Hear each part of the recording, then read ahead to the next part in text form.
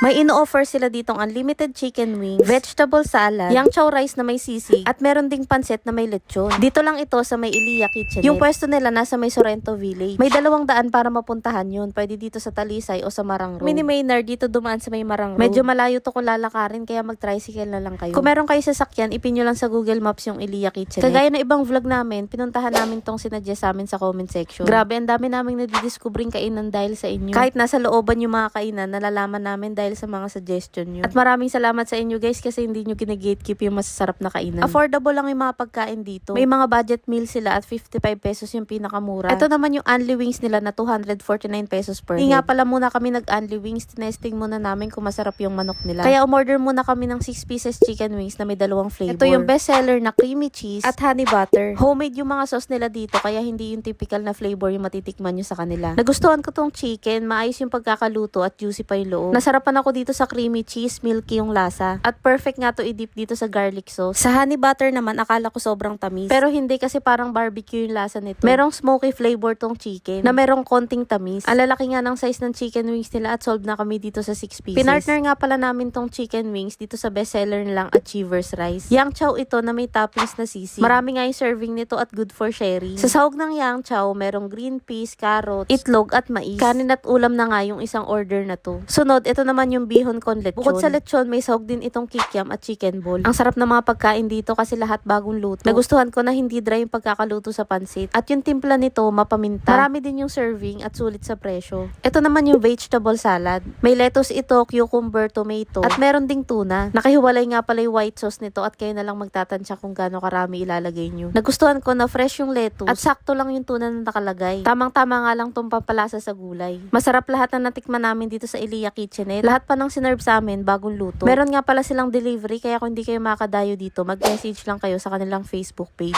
Ang name nga pala ng store nila ay nakapangalan sa anak ng owner at ito si Iliya. Kaya naman, dayo na rin kayo dito sa may Sorrento Village at hanapin nyo tong Iliya Kitchen.